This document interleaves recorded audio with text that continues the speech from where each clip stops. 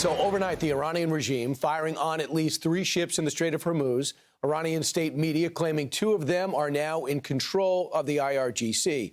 These are civilian vessels, by the way. All this complicating the ceasefire that was supposed to end today, as new reports claim President Trump is now giving him 3 to 5 days to get behind a counteroffer because they are not on the same page even to deal with us. Here with what all this means for the U.S. naval forces and our forces, retired U.S.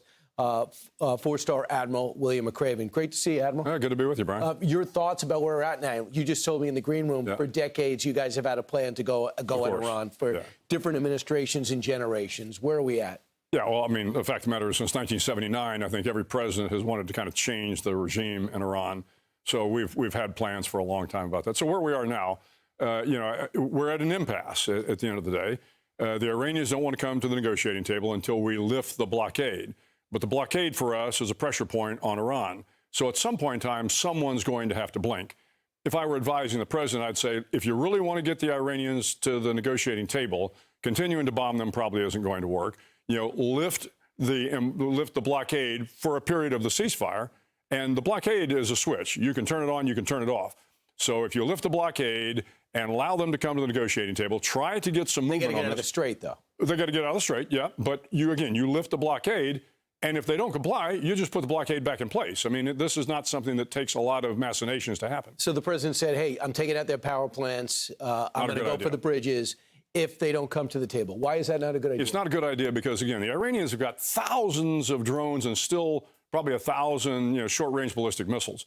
They will attack their Arab neighbors. They will go after the desalinization plants. They will go after the Arab power plants. 90% of Kuwait's water comes from a desalinization plant. So if we begin to take out the Iranian power plants, then they will respond against the Arabs, and that will create more economic problems, global economic problems, in addition to problems in the neighborhood. Do you who would you deal with? Who do you want to deal with? The IRGC, or would you rather deal with the foreign minister? And the fact of the matter is the IRGC is probably running the country, but you have to deal with the foreign minister. The foreign minister right now represents Iran, whether we like it or not. I agree with the president. I do think there is a fractured group. The hard part is, how do you get a consolidated answer from Iran? Hard to do. Congratulations. You're one of the most respected people in the country, and some of your commencement speeches, one in particular in 2014, still resonates at the University of Texas, where you worked. But you have a brand new book out called Duty, Honor, Country, and Life, a tribute to the American spirit. Admiral, why did you write this? Well, one, we got 250th coming up.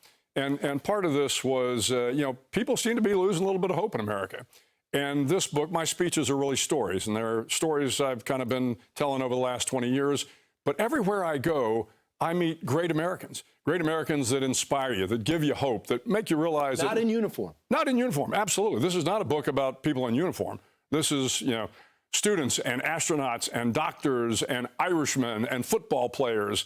But people are losing a little bit of faith in America. If you're losing faith in America, read this book. I think it'll put you back on the right path. You also want to bring civility back. Absolutely. I mean, the commercials that have people cursing, talking about a certain president or party, it's got to go. But we have an excerpt that we thought would be great for you to read from your book. Okay. Here we go. A virus was sweeping through hospitals and assisted living homes, taking the lives of our citizens and leaving many Americans terrified about their future.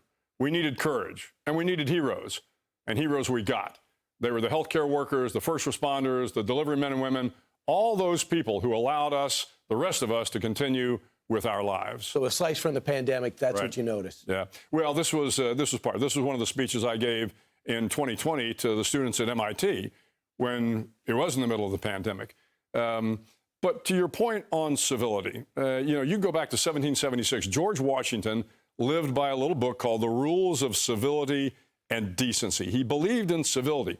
Later on, you have John Stuart Mill in the 1800s who writes this book on liberty, which was a massive influence on Americans at the time. And he talked about civility because if you're going to have disagreements, you have to be civil so that the good ideas can make it to the marketplace of ideas and be debated and be discussed.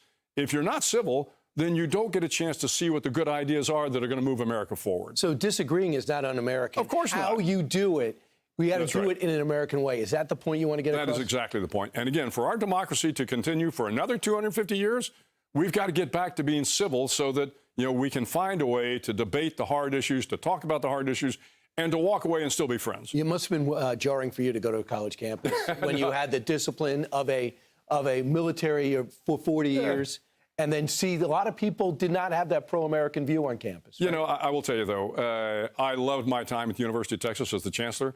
I loved the faculty where, some of them were eccentric, but they were passionate about teaching students.